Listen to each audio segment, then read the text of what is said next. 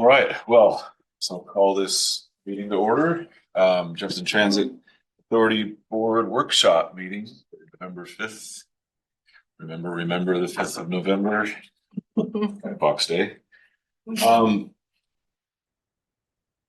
do see a quorum, but let's go run through the introductions with your name and your favorite place on the bus to sit.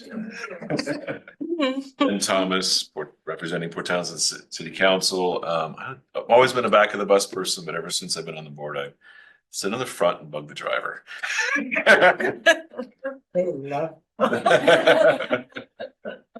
This will kick me off.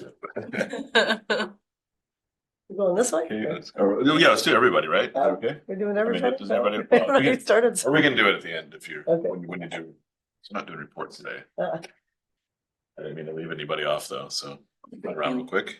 We got time. Ezra Williams, Fleet Facility Maintenance Manager, and I also like sitting up towards the front of the bus so I can see out the windshield.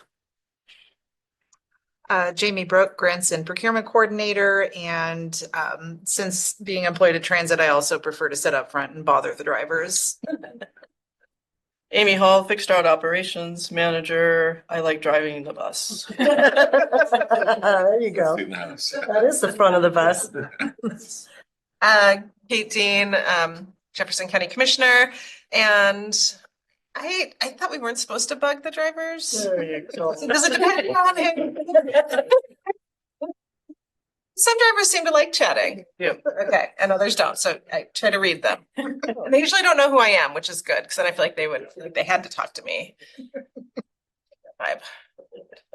John Nowak representing Port Townsend School District, and like everybody else, I kind of like riding up front near where the driver is so I can check in with them if they're interested. Nicole Gauthier, General Manager. I love teaching people how to drive the bus, so I like to be right up front so I can see how they're doing. Miranda Nash, Finance Manager. I like sitting up front, but only because I get severely bus sick. So That's right. Kelly Olson, and I am clerk of the board and executive assistant, and I like to sit in the back of the bus. I don't like to sit sideways when we're moving forward, so definitely back. Anna Stenberg, I'm a customer service office assistant, and I also like to sit at the front of the bus and bother bus drivers. Greg? Yeah, Greg Brotherton, Jefferson County Commissioner, and I have probably bugged a few more bus drivers since I've been on the Transit Authority Board, but I prefer, I'm with Kelly, where the cool kids are, the back of the bus. It's Heidi here, and I have always liked to sit where I can see out the window, so the front of the bus. We know where he likes to sit. Rick Burton, ATU representative. I do sit on the front of the bus, and I don't like it when y'all talk to me. I like to be focused. All right, I felt like we had enough time to go around there. Do you say thank you when you leave the bus? That's Yes. and the drivers like that. Oh, always. Okay, that's good to hear. Say good morning and thank you. Good to know. Okay, first stop on our little ride here is public comment.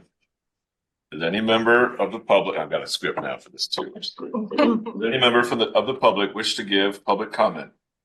If you are online, please raise your hand. If you are on the phone, press *9 to raise your hand and *6 to unmute. Do you have anybody? Nobody's raising their hand. Nobody's raising their hand. Okay. That'll be the last crack at it. We did receive the one written public comment. Okay, right. So They'll be in the next meeting board. Oh, right. in the actual Sorry, yeah. 19th, yeah. Okay, great. So we got new business. We review the draft 2025 capital and operating budget discussion only. So we're not due make a decision today. Great. Roll this out. I'm going to share my screen.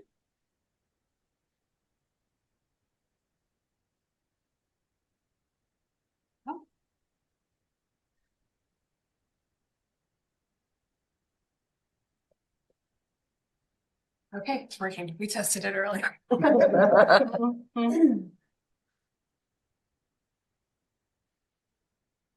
Okay, good afternoon. We are presenting the Jefferson Transit 2025 annual budget. This is the draft budget. We will be collecting public comment for the next 2 weeks until November 19th. And in which we'll close public comment, make any changes necessary, and then the budget will be represented at the December board meeting for a request for approval from the board.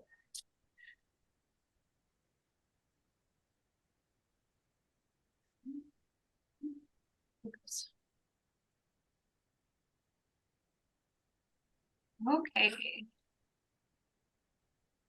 We're going to talk a little bit about what we accomplished in 2024. So we had several key milestones at enhancing our operational efficiency, our passenger experience, and community engagement. We saw significant upgrades in technology, including the implementation of a new VoIP system that is still ongoing. I'm just being proactive about it. An updated AV system for our boardroom, and it's working so nicely today. Ensuring seamless communication and accessible public meetings. We also launched a new website. Thank you, Kelly. And that's to better serve our riders and community. And in alignment with our sustainability goals, the climate action plan is on track for completion in December. We began working on our comprehensive operational analysis, and this is to improve our service planning,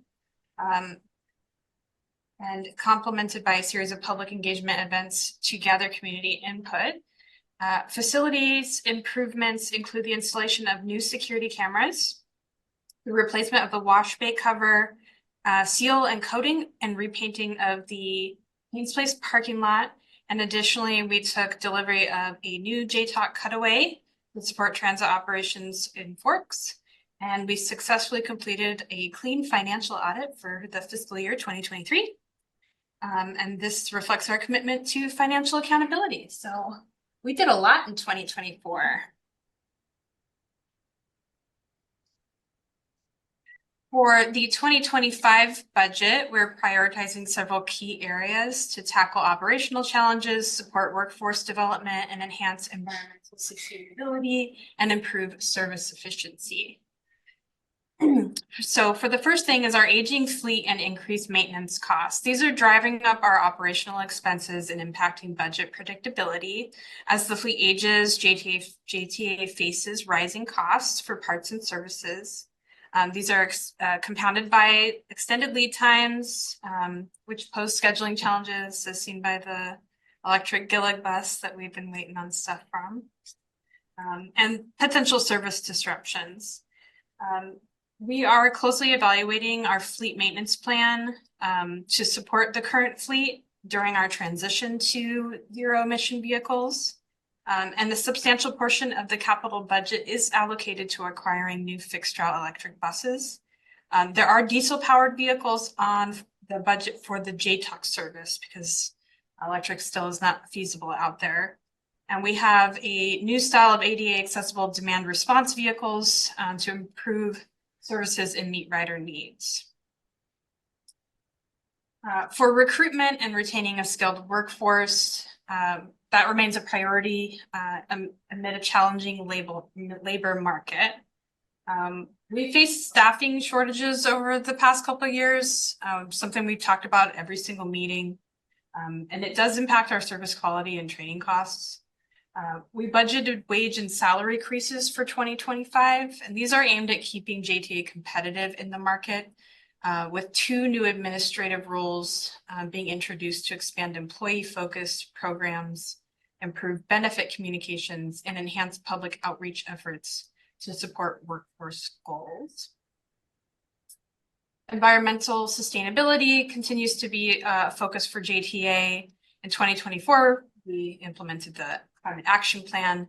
And in 2025, the agency is building on this by prioritizing efforts to reduce our carbon emissions, enhance fuel efficiency, and comply with environmental regulations. Several initiatives that includes a comprehensive system analysis, an energy audit, and a fleet electrification strategy are in place as to help JTA achieve these goals. These initiatives create a holistic approach to our environmental responsibility and align with our transit services with community sustainable goals. And the fluctuating ridership and the need for ongoing route optimization, these are shaping our service planning for 2025. In 24, we began a comprehensive analysis of our routes and services to evaluate the evolving needs of the community. This is a data-driven approach that allows us to be proactive in adjusting services to meet demand, ensure cost effectiveness, and maintain reliable and accessible transportation. With this strategic analysis scheduled for completion in June 2025, we're positioned to navigate the shifting landscape of our public transit in the community, and while continuing to deliver dependable and environmentally responsible services. So that is our primary goals for 25. If there's any questions during this time, feel free to interrupt me.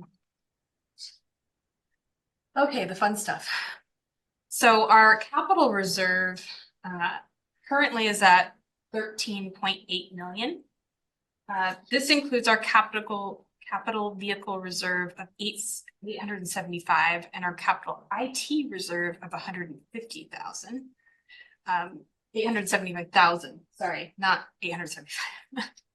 Our 2025 capital budget is 12 million total, with 8.1 million funded by JTA and 3.8 from grants.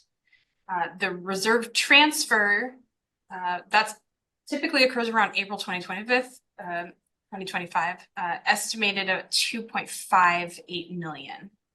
So the capital budget does take into account funds from that reserve transfer.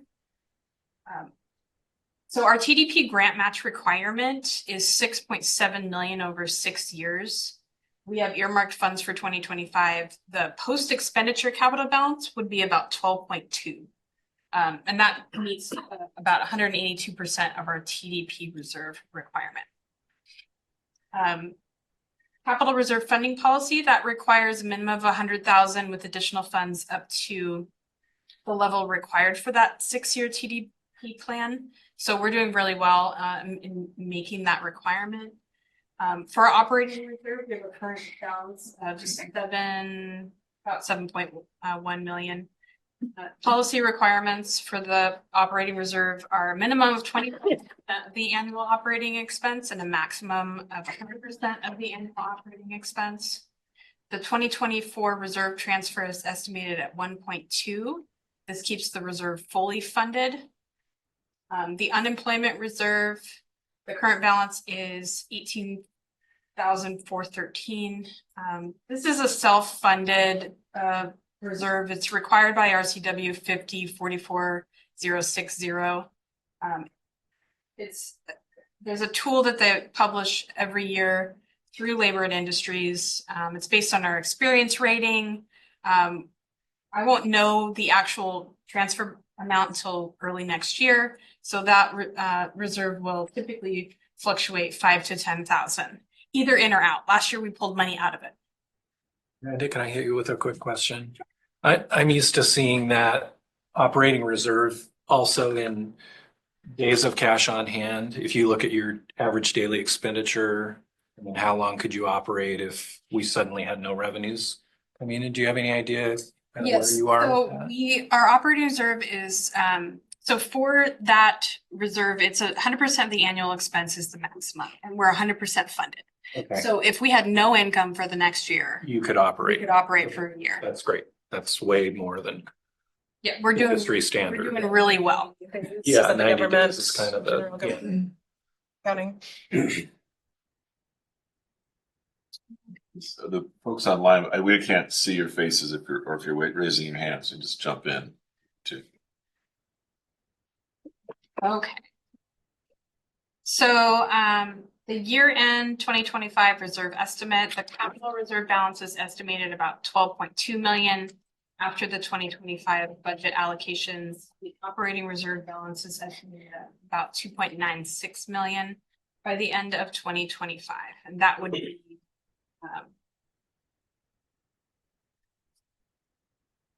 sorry.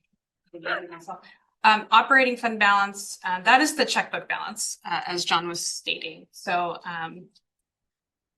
we usually keep about a minimum of 1 million in that checkbook balance. And then obviously we get our revenue deposit in that. So it's about 750 to 1 million is what's kept in that.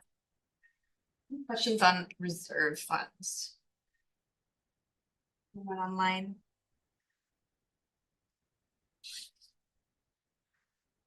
Okay, economic outlook. We are forecasting a stable yet strategically conservative economic landscape for 2025. We are adjusting our revenue projections and operating expenses to meet the evolving financial conditions and community needs. Our outlook reflects refined methodologies for revenue forecasting and a targeted approach to operating expenses. This will ensure our continued fiscal health while supporting our strategic goals. So I want to talk about revenue projections. In 2025, JTA anticipates our significant changes in revenue streams based on a budget to budget. You'll see that in the budget, it looks like a huge percentage of revenue streams. It is budget-wise, but I'm going to go over why it looks that way. So for our investment interest income, this is the interest income that we get from our LGIP, which is the government investment pool through the state where our reserves are invested. So our reserve funds are invested and we do get investment interest from that. They're projected at about 691,000. That represents a 1,700% increase from the 2024 budgeted figure of 38,000. This increase reflects a new budgeting approach. But it actually accounts for a 37% decrease from what we actually earned in investment income in 2024. We're just being really conservative as we're anticipating that interest rate is going to drop 2 to 3%. So our investment return is going to actually be lower than what we received this year. Basically, with the projection methodology, we're updating how we forecast for investment income. So given the high reserve balances and the recent interest growth rate, we're anticipating a moderate reduction. It is about 3% below our 2024 actuals. And the reason that's 1,700% is it's budget to budget figure. Prior, we would look at our previous year's budget, we'd look at the increase, and then we'd make an estimation of what we were receiving based on that. Before, I would say around 2020 to 2021 is when we started seeing these huge investment returns. And really, it's been the past 2 years where we've seen the biggest ones. So when we were going into budget, it was like, it's not consistent. So we were doing budget to budget increases. Now I'm looking at actuals. So we're changing the methodology, and that's why we're going from last year's budget numbers to this year's budget numbers. I'm not doing a budget to budget increase. I'm doing an actuals increase. So I'm really looking at what we actually earned this year. It's the same thing for our sales tax. So sales tax in the budget is about 46.9%, increasing from 5.7 million in 2024 to 8.4 in the 2025. So this projection is actually based on actual sales tax revenue from 2024 with the conservative 3% increase. Again, it's a budget to budget, then we're moving a different methodology looking at actuals. So you're seeing this, it looks like a big increase, but when you're comparing it, the methodology of how we're accounting for revenues is different. And this actually increases our accuracy of what our revenues will actually be. So this is a methodology I plan on continuing forward, and I think it actually gives us a better understanding of what Jefferson Transit's actual revenues will be. That way, by the year end, we're not coming in, 1,700% over what we budgeted, because that doesn't look realistic. And then for our operating expenses, it reflects a 16.1% increase over the 2024 budget. And this is driven by the labor and benefits. So we have a combined budget increase of 19.3% in wages and 19.7% in benefits. And this reflects staffing expansions and rate adjustments. Insurance and service expansion. So our casualty and liability costs are expected to increase by 21.6%. This is due to trends in the insurance market and planned insurance increases. So even without the planned service increases, our insurance costs will go up. The market has just shifted dramatically, and we as a pool are seeing significant increases. Miranda, do you have any idea why we're experiencing similar increases in the school district for our insurance? And there's been a lot of conjecture about why that's happening. It's the natural disasters that we've been seeing. So the hurricanes down in Florida are a big part of it. It's just it's kind of a big discussion about like what they can actually attribute it to, but that is a big part of it. Okay. And then the markets are kind of shifting. Some reinsurers are lowering their coverage. So we're having to kind of just like reevaluate how the pool structures things. So I would primarily attribute it to the natural disasters that we've been seeing. Are you told cybersecurity too? That's a big one. So that's actually coming better, and it's becoming more common in the market. It was where you were having to pay a high premium for not a lot of coverage because the risk was just too high. But we're actually seeing more and more insurers come through with some sort of security packages that aren't breaking your bank either. So you actually might see changes in that market where it becomes more less of a foreign landscape for them, I think, because the risks are being evaluated now. They're able to kind of look at it more objectively, I guess, instead of just saying, well, it's just so wide ranging that they had a hard time nailing down what coverages they wanted. We've also had discussions in the insurance pool about large jury awards. Yeah, that's in schools. That's been Nuclear verdicts. There we go. Nuclear verdicts. And so when we talk about instances where we don't have trained Jefferson Transit staff driving our vehicles, so think fan pool, things like that, we're seeing within the insurance pool larger payouts for individuals who are operating who maybe aren't transit employees. Change things there. I had a question about the investment income. I had a constituent ask me to check with all the different boards I'm on how our tax dollars are being invested, and if they're, she was asking particularly about weapons manufacturing, but where does the money that we have in reserve sit? That's a great question. So the LGIPs run through OFCM, the finance, it's the acronym for it, the Office of Financial Management. So they manage the investments there, and I can't. We don't have any sway on that, right? No. I'm going to say it's probably. I haven't heard that it's private companies that's invested in. I think it's mostly government. I think it's mostly government bonds, T-bills, low yield, high safety kind of investments. But it's such a massive amount of money that gets pulled in there. So the higher amount of money you have, the more return. And it is a massive amount because it's all of the agencies pulled together. So I think hundreds of millions of dollars are going into these pools that are being invested. And then with the interest rates that are so high, so it's just kind of a weird combination right now. Yeah. Let's see, benefits, and then we talked about insurance. So materials and supplies, they're budgeted to grow about by 11.4% to support our expanded service needs. And then the cost management, so reductions in services and user fees is about 3.1, and that's with a modest growth in utilities and miscellaneous expenses.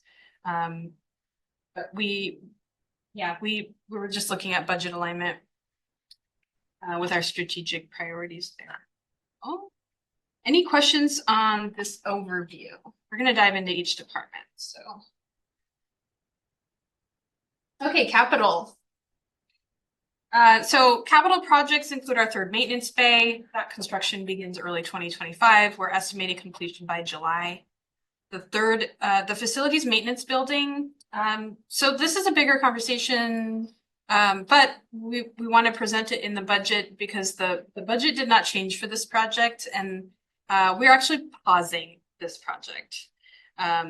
So we're pausing this project really due to some activity that we have this year. We terminated our original project manager earlier this year. The board authorized me to sign a contract with Barker Creek. They gave us an updated cost of the project, and it was considerably higher than what we had budgeted. And I think this presents an opportunity for us as an agency, as a board, to stop and think about whether or not we want to proceed with the project as originally planned, or if we feel there's value in spending that kind of money elsewhere. So the updated estimate was about $4.3 million. I think that's a lot of money for a building that the public will never see. And I think that as a board, we should talk about the best way to utilize that piece of property.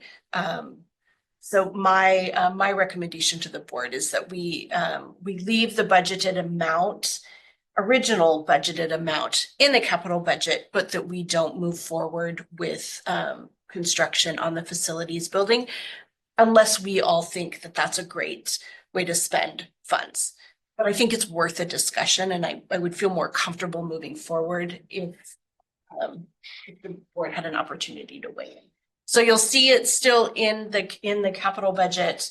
And that's primarily for any contingencies that remain open with that project, with like Barker Creek assisting us and doing the updated estimate.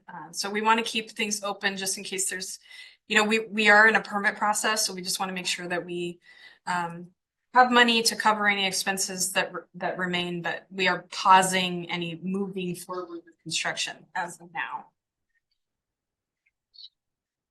Electrical vehicle infrastructure. So this is expected to be completed by the end of this year, and our inductive charging stations are planned for 2025.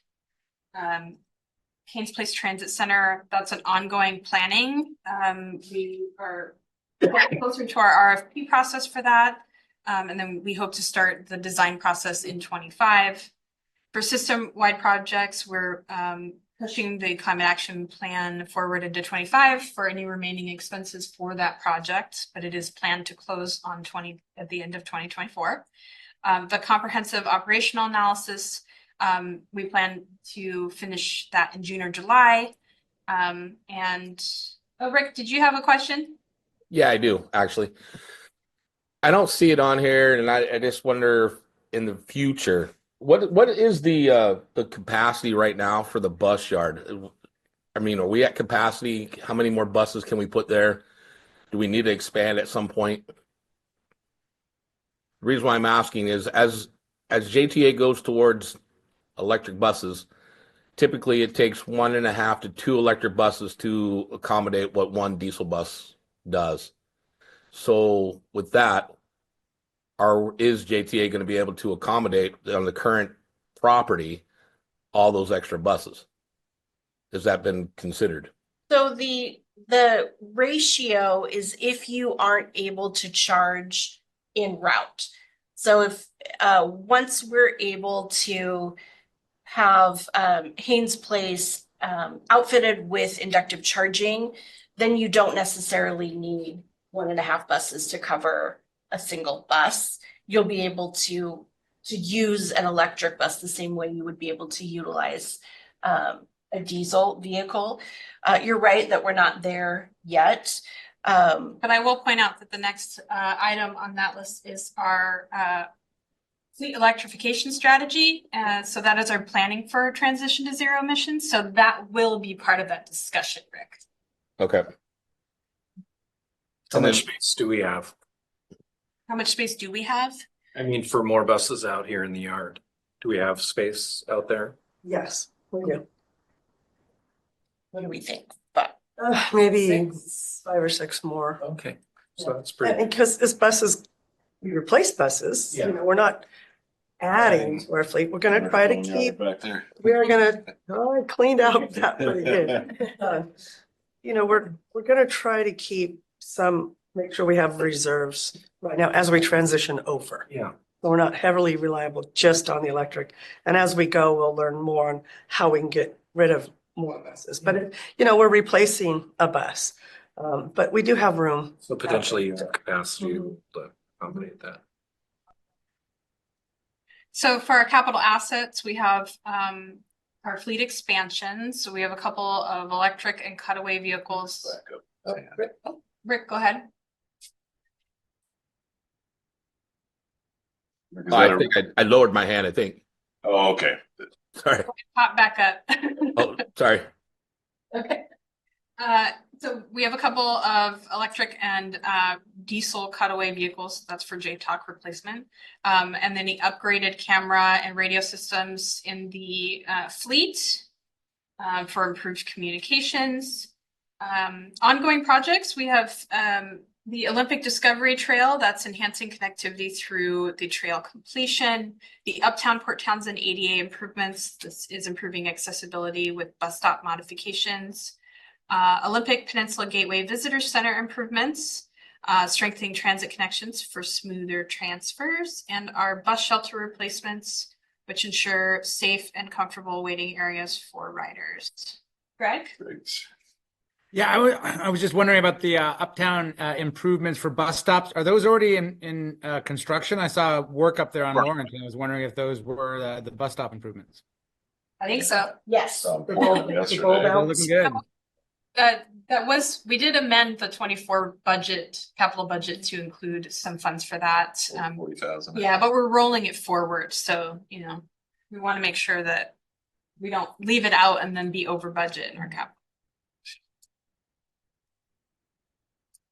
Nicole or Miranda, I noticed further down in the document that one of the technology upgrades is to do kind of a where's my bus kind of upgrade. Do you think that will happen in 2025? So we are looking at procuring we kind of have a 3-tiered approach to it. Really what we want to do is make sure that we we're putting on for a project manager to help us kind of coordinate both of those projects. Someone with experience, the last time we tried to go through this, we didn't have that. And I think that it created a lot of barriers for us to get through the process. We also want that person with, based on their professional experience in doing that, to assist us in selecting something that's going to work for our area. So whether it's the software or the InBus technology, the components that build that up, we want them to help us evaluate what's going to work better for our geographical area and the connectivity here.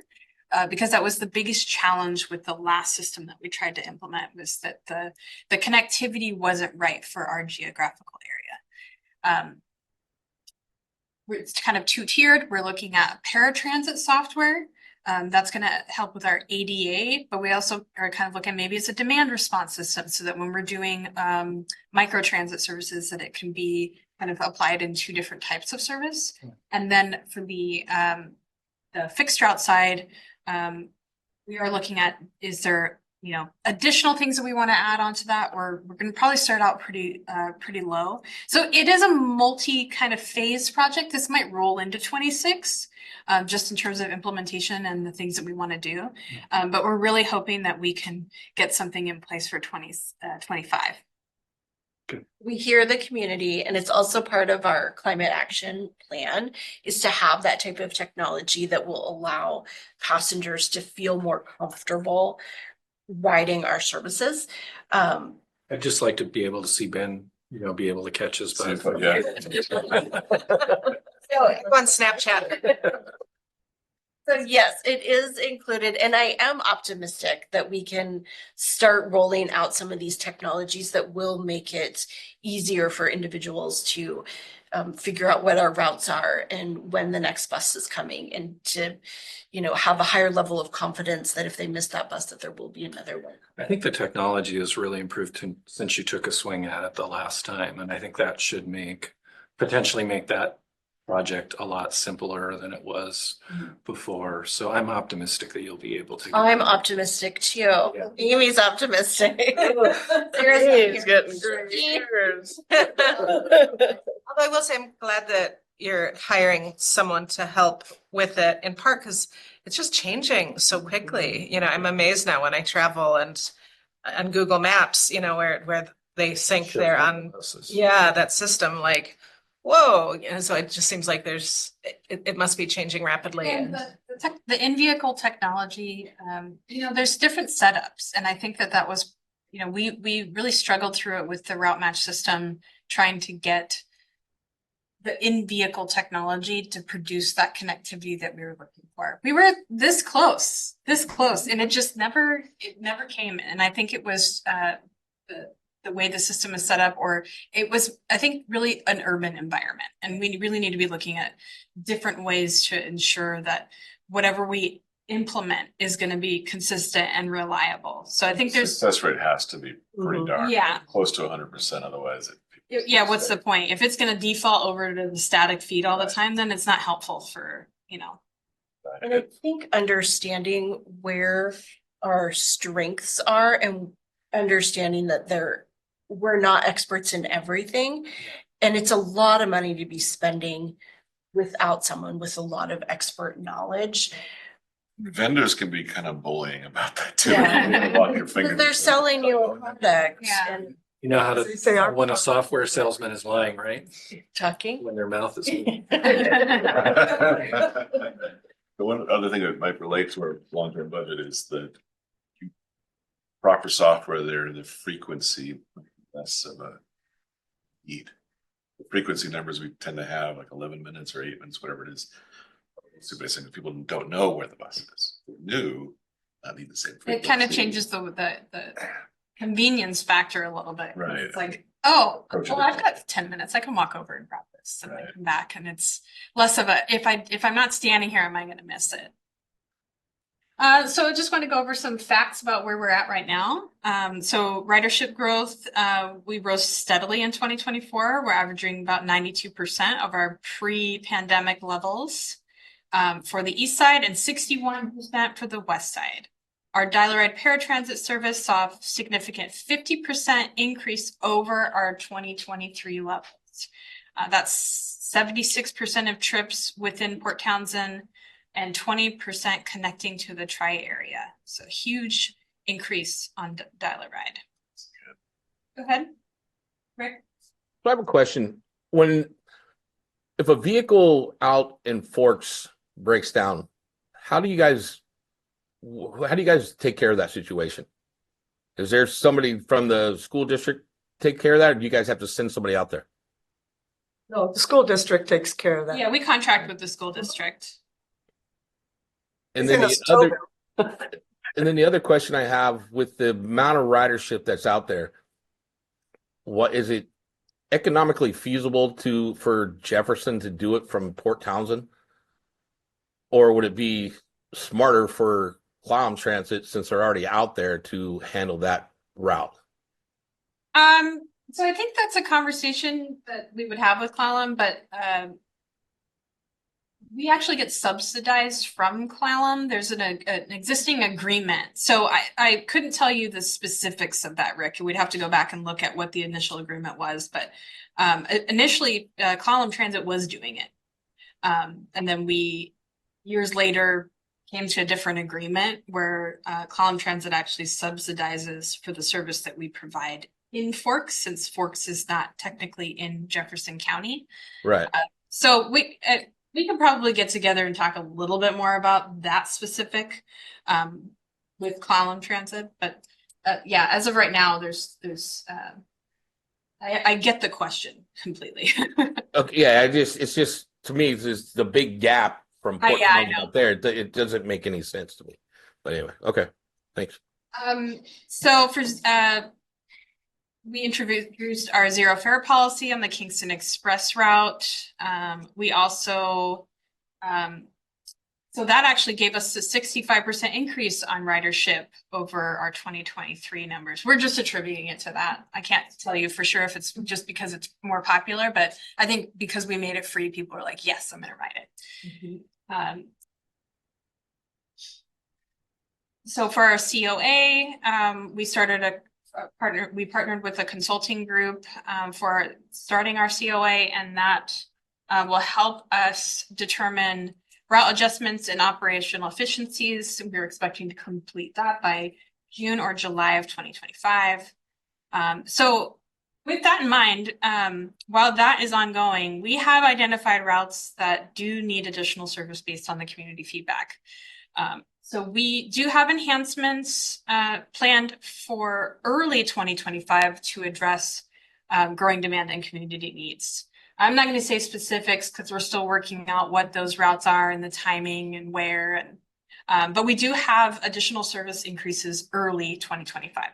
So I would say probably February. February to enact them or to? Yeah. Would the discussion come up before then? Yes.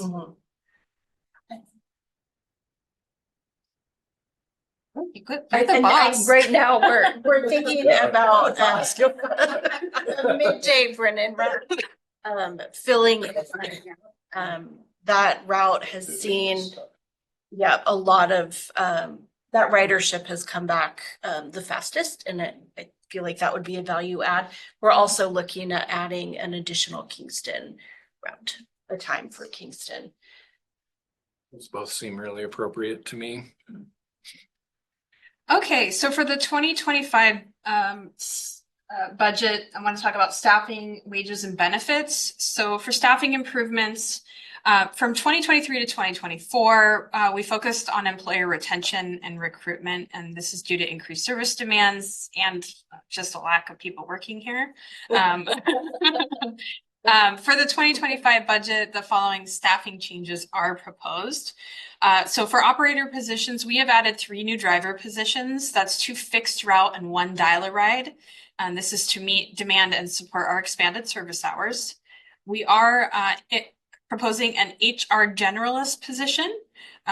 This has created a full-time HR generalist position to enhance internal HR programs and manage our leave policies. Currently, our payroll and benefits and I myself are trying to run the HR program, and we're seeing a need that we need a stronger program and more time dedicated to that, especially with changing leave laws and labor requirements. We really want to make sure we're providing and giving the employees the support that they need to navigate those, as it gets a little challenging sometimes. And it's very complicated. Yeah, and we want to also kind of strengthen our internal communication program, and I think that will help with our employee retention. I think there's a lot of internal things that we want to do for our staff to try and just make this the best place to work. So we are presenting an additional full-time admin position there. We are also presenting a marketing and outreach manager. This is a full-time role to oversee the community outreach and our customer service engagement. And if Nicole, you want to dive into more on what you foresee that position doing? I think for a very long time at Jefferson Transit, we have been asking our managers to wear a lot of hats. And I think that we've done a fairly good job in doing that. However, we're at a point where we need someone dedicated to do public outreach. A lot of times, there are events that we want to be at. There are things that we would like to do. We'd like to do a lot more travel training. We'd like to do more outreach. There's so much more that we could be doing as far as marketing and really getting the word out. When we hear from the community, oh, I didn't know you were Zero Fare. And so right now it lands kind of on all of our shoulders to come up with the social media, and to be out in the community. We really do need a little bit of help with that. And being very honest, on the week, already managers are working so many hours that when we add weekend events, a lot of times you'll see me there because I just can't ask the staff to do anymore. Having someone dedicated full-time to coordinate those events, really be strategic about what events are we attending, what kind of promotional items are we handing out, how are we, what do our schedules look like? Are they looking professional? There's so much more that Jefferson Transit can be doing. And right now it's other duties as assigned, and we're all kind of scrambling to do it. And I don't think we're knocking it out of the park. And I think we really could be. So our goal with this position is to really take some of the work off of the mobility operations manager's plates, have a dedicated person who that's really what they're doing, is they're overseeing the website. They would, once we have the technology, the app or the Where's My Bus, really kind of looking at that and managing that. So I think there's so much room for growth for the agency, and having a dedicated person to do that will really just make a world of difference. I think the community education programs are a big part of it. We talk about boosting ridership a lot, and I think that makes a huge difference. Like the roadblock there to get. And I also want to point out the changing landscapes for employment.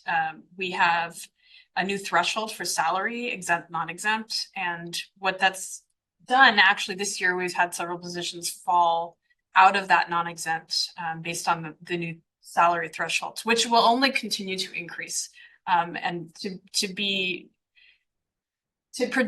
project out by 2028, a majority of admin or management staff will be non-exempt at that point, which means we do have to be monitoring how many hours. Not that we're not doing that now, but I mean, in terms of flexibility and overtime pay, we need to be calculating now on salaried positions overtime hours.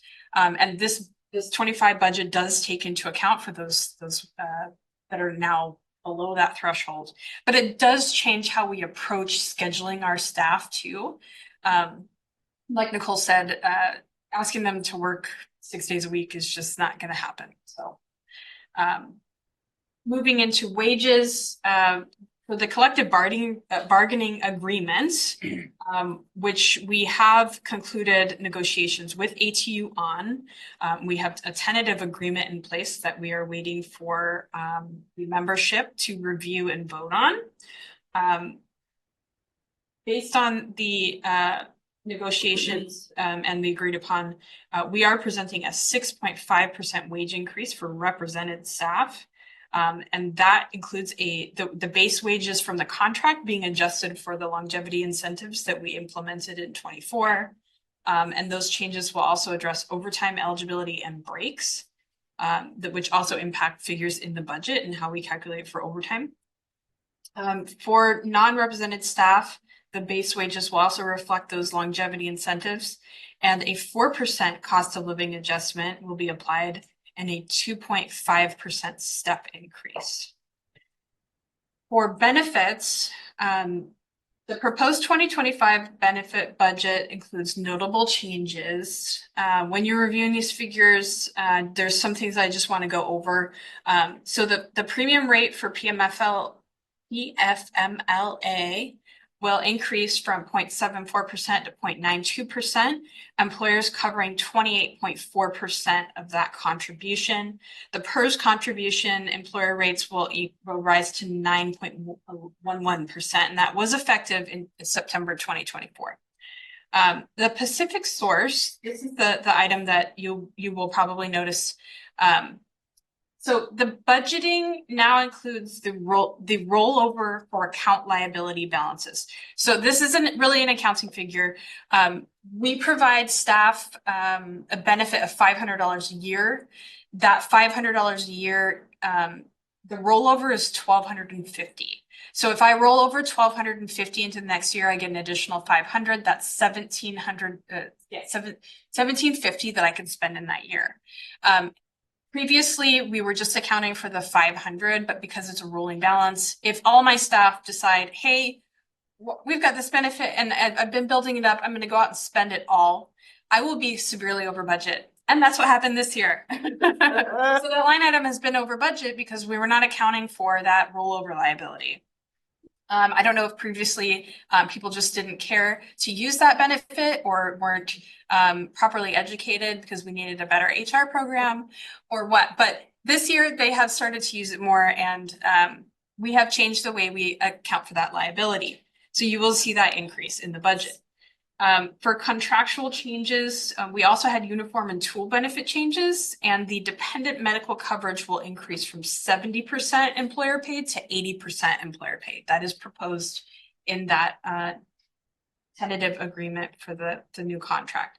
L&I rates, the proposed rates will increase by 5% for the 5306 risk class and 9% for the 1501. 5306 is mainly administrative positions, and 1501 is frontline transportation workers. Okay, I'm just going to high level these. So for the operations department, it's a 23.38% increase, primarily due to wages and those additional driver positions. And we are anticipating increased dial-a-ride service hours with that dial-a-ride ridership increase. And as well as that management position for the marketing and outreach manager. So any questions specifically on the operations? Yeah, where are you budgeting for the person who's going to be the project manager for the work that you do? So that is going to be in our capital budget. Okay. Yeah. For Haynes Place Transit Center, this actually decreased by 3.8%. They're the most efficient department in Jefferson Transit because there's no employees in that. There's services and user fees. This is basically the cost to run that building all year. So we've shored up some stuff. We brought in our custodial services in-house, resulting in cost savings. So we had estimated what that would cost last year. We've realized what that actually costs us. So we are seeing a budget reduction. And we are, that's just, it's the utility costs increased slightly, but the overall budget is down for that. Any questions on Haynes Place? So for the administrative department, we have a 12.75% increase. This is primarily attributed to our labor cost adjustments. That includes the 4% cost of living and 2.5 step for non-represented staff. And we've seen a decrease in services and user fees by 20% because we are moving certain marketing costs to the operations department. Casualty and liability, that's our insurance, have gone up 21.6%, and that reflects a higher insurance premium due to the market and our anticipated service expansion. So that's just kind of an overview of where we're at with administrative. Oh, sorry. And the HR generalist position was added. That's included in that. Yes, that is in the 12.75. The marketing position was in operations. Yes. For vehicle maintenance, the budget increased 4.7%. This increase is primarily from the contractual wage increases is 6.5 for our mechanics and our maintenance staff. We do have a materials and supplies expenses that have gone up. to ensure we maintain our vehicles. And that remains the top priority for that department as we continue our fleet management towards zero emission and keeping these older buses on the road. Is maintenance under the same collective bargaining agreement? EPU, Yes. it's all. Mhm. It covers our dispatch, our operators, our field supervisors, and our facilities and vehicle maintenance. Operators. Yeah, and operators. So the only departments that aren't in there is customer service is non-represented. So, and then we have admin. The facility maintenance department budget has seen a notable increase of 14.1. This is primarily due to the labor agreement changes. And we are looking at some rises in services and user fees. Just some things that we want to get done in the facilities building. The building is aging too. I mean, things are catching up with us. So it not too dramatic in terms of the overall portion of the budget, but yeah, primarily it's going to be to those wage changes. Okay, J-Talk. This is our Jefferson Transit Olympic Connection, or J-Talk for slang. So that is increased by 9.4%. This is partly due to our planned marketing and outreach initiatives aimed at promoting services along the west end of our service area, along with the labor costs. And yeah, I think that's it. That's all I can remember. It's primarily I have just brief notes on that one. We wanted to be really intentional about increasing that budget as far as marketing and attending community events. We feel like that's an area that we haven't focused on as much. And looking at that ridership and how it is not bouncing back, we feel a really intentional effort towards increasing our presence, doing some additional marketing, and physically getting us to Forks more often next year is going to be really important. How do you, I mean, is this existing staff here?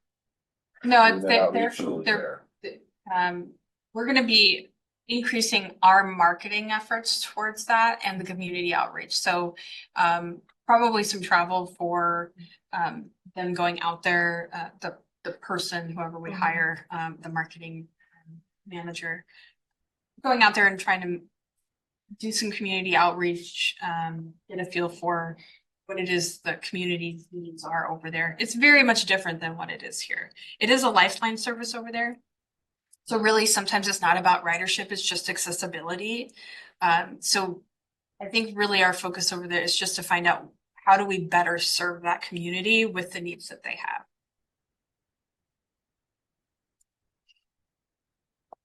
Okay, so I didn't put this chart in here because it's very intense. The cash flow chart is on page 20 of the budget book. Based on these projections, our cash flow will be sufficient to cover through 2025 and to cover the operating expenses and maintain our capital expenditures. And then the page 21 is our 5-year outlook. I also didn't put that on here because that would be too much to look at. But it is in the budget book on page 21, and it does show that we will have sufficient funding to fully fund the minimum amount of our capital reserve. And we calculated that using 4% increase in expenses and a 3% increase in revenue. And again, our capital reserve policy is a minimum of 100,000 with a maximum of, well, I guess there's no maximum on that one because it's just whatever's remaining left over. So our timeline is today, our budget workshop, and then we have November 19th. That is the close of public hearing. So we will take public comment on this budget for the next 2 weeks. And then December 17th, we will be presenting the completed with any amendments that are changed. I will say that draft budget that's proposed today. If we have any final numbers on our benefit rates, like labor and industries, that is the estimated benefit rate. I'm hoping it's very close to the same and not a significant increase. But there are a few things that we will come back and make small adjustments to before we present. And of course, any feedback from the board and the public on the budget. And then we will present and hopefully have a budget for 2025. And any questions from the board? Here.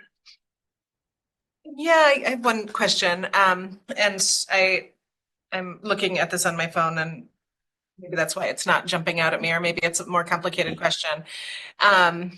So given the anticipated, obviously, increase in expenses that all of our organizations are facing and the added service, do you think that we will be continuing to see this increase in reserves given strong revenues, or do we anticipate that those will that we'll start kind of eating into those? And I say that, you know, feeling like we have really healthy reserves that, you know, there's a question as to how much we should be kind of keeping those for a rainy day.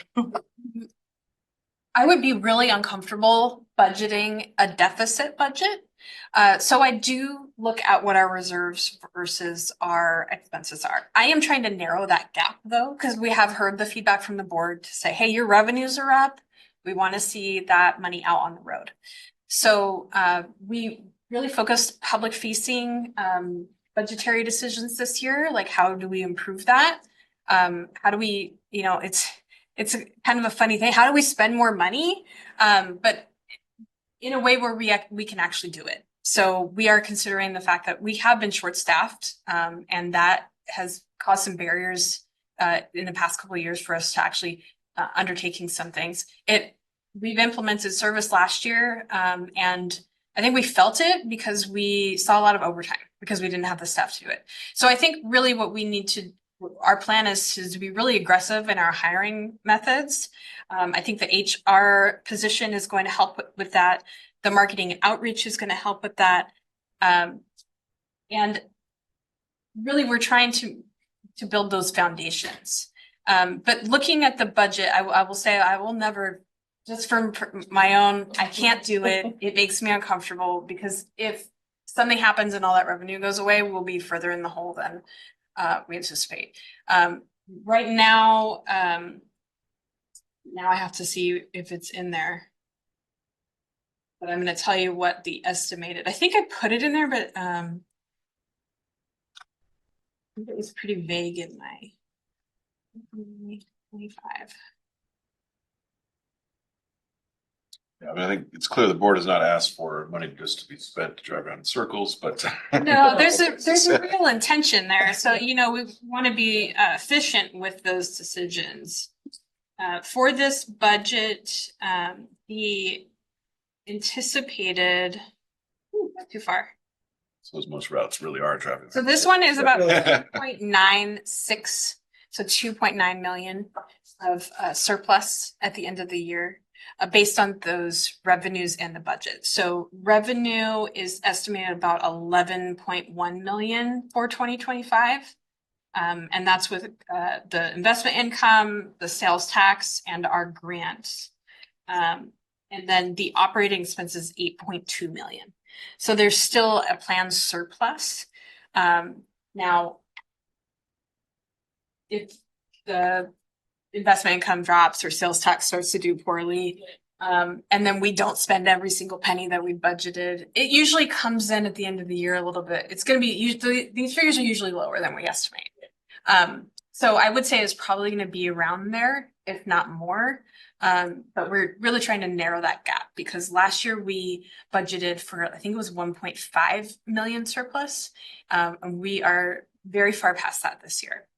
I won't give you a final number because I don't know it yet, but we're well above 3. So by the year end, I would imagine we're going to be closer to 4. So we'll continue to build, whether it's reserves or, you know, the various places that that surplus goes. And, I think just the question is kind of what's the plan for that? And I won't be here to answer that, but You can attend our public meetings and ask the hard questions. You won't have to make the hard decisions or votes, but you can ask the questions. So, just thinking about what our capital budget in terms of those reserves are. I think I'm cutting into your time. I think we're okay. Okay. Okay. But the capital budget, I have to pull it up right in front of me. I'm looking at numbers all day. So, our total outlay for this capital budget is going to be 8.1 million. So we currently have about 13.8 in that reserve. That gives us about a buffer of about 4 million. So if we went to 25, did absolutely everything we planned on doing and all the timelines, everything worked out, and we got all the buildings built, all the buses purchases, everything done. Clean slate for 26. We would have about 4 million remaining, but we also have those grant reimbursements. So that's 3.8. And then we have our capital reserve transfer about estimated at 2.5. I'm kind of anticipating it's going to be higher than that. So after that, we'll still have about 12.2.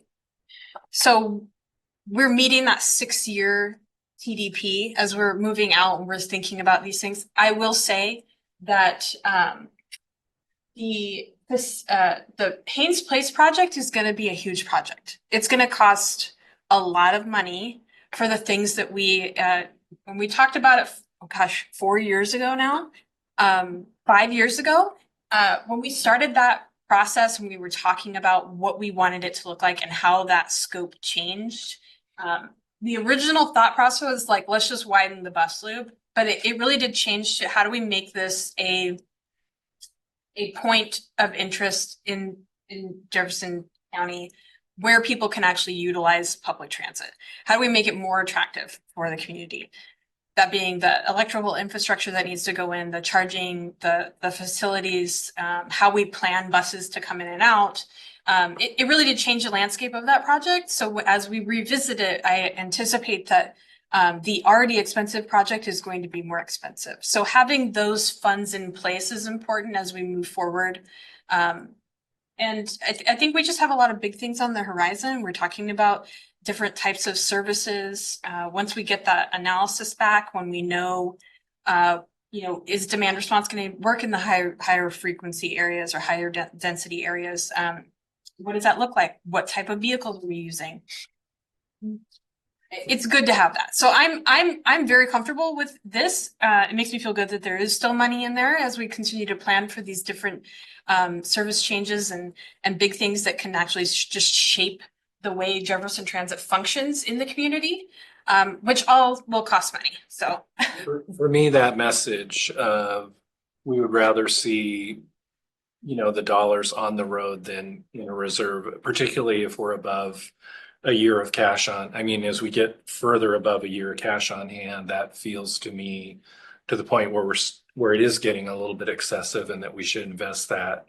And I can see that you've invested in our employees this year, and I think that's a really valuable thing, and I agree with that. But I just think keep that message in mind, because I think we all feel that way. I think that it's important to see that those funds translated into services that people can use.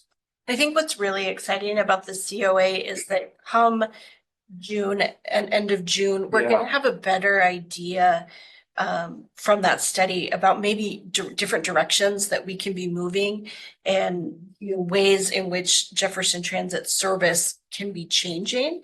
And I think this budget allows us to start looking at that and making some of those changes.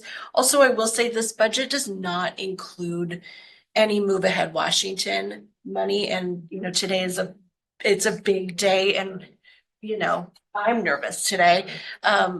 But we may see additional funds coming our way, but we did not budget with the expectation that we would see those funds. So, I think do a follow up too on my original This is the second ID. point and question, just that in that same vein and thinking about long-term capital planning and sorry, I'm in this mode of trying to say everything I want to say before leaving this position, is just really Bring it out of you. thinking about, you usually don't have to work that hard to get hands out of me. Starting to think about more investments in the headlock area and expectation of increase in ridership there, and providing some facilities for ridership, increased ridership there. Would love for the board to be thinking about so and stuff. Good transition to our District 2 representative here. Heidi? I was gonna just say the same thing. We don't know what the advent of the sewer and headlock's gonna bring in terms of demand, and I want us to start planning and be ready for that. So don't worry, Kate, we won't all forget your wishes.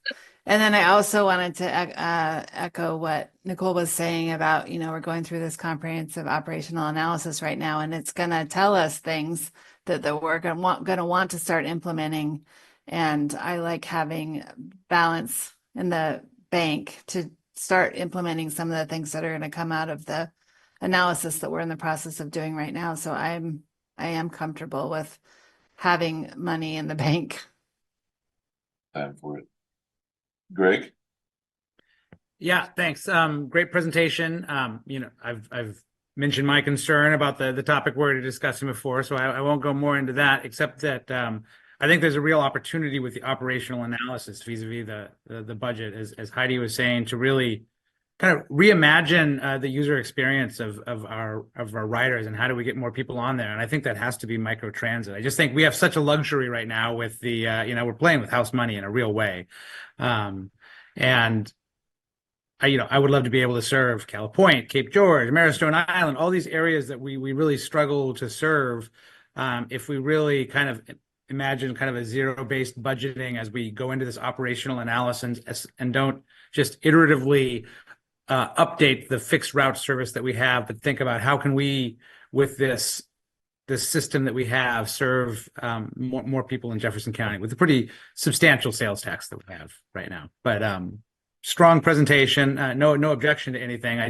I look at that cash on hand too, and it's like we've got an opportunity to invest in our routes and be able to serve more people in Jefferson County, and that's where I'd like to see it directed to. Thanks. Good now. Move on. Will just say that we are collecting public comment for the next 2 weeks. So Right. If you're sitting at home rereading my budget book and you have any comments, please send them to Kelly, and then we will incorporate those feedback into the budget. Website has made it really easy to access the meetings, I think. A couple less clicks, which is Perfect. really nice for people. Thank you, Kelly. So they can be watching this at any point. Weeks. So we do have one more public comment period that's on the agenda, so we should honor that. Is anybody online? There are 2 people online. If anybody would like to, we're on the Zoom. Yeah. So anybody like to raise their hand? Make a public comment sometime. They don't plan to come back. The public comment at the end after Everyone's this. raising their hand. Great. Heidi? Are you still up there? Yeah. I raised my hand as a Great. member of the public to say that I love the new website, Kelly, and I really thought the trip planner was cool. We've been talking about doing something like that for a long time, and said, couldn't we just do this efficiently with existing tools? And it looks like, I'm sure it wasn't as super simple, but it looks like you use tools that exist. And I just figured out how to get to the airport on Christmas Eve. Thank you. Excellent. All right. Well, I'm going to roll into my script here. But before I do that, I want to just check with everybody who has a hard out at 3. Anybody have a hard out at 3 on the board? And John, do you think you want to announce it for a full half hour or go with the I think 15? we can do it in 15 I think, minutes. yeah, 15. Yeah. So I think we still use the same time.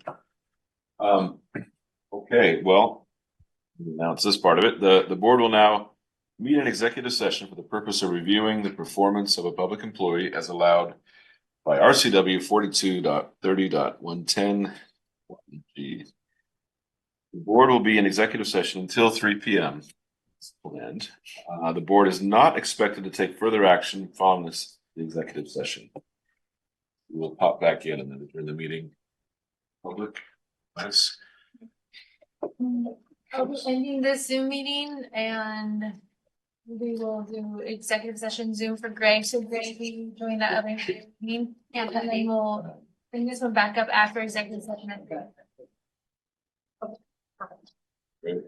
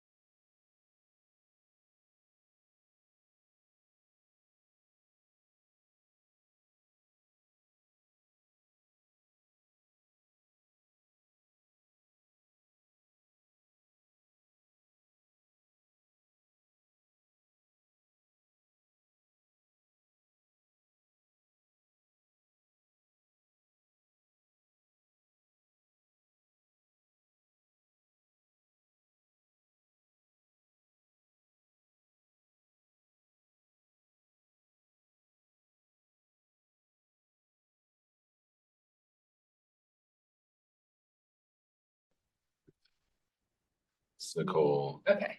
next meeting, And you've had time to review discuss and for discussion.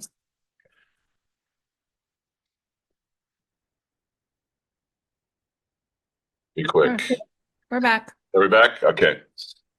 Are you Great. recording? I don't know if you And- record.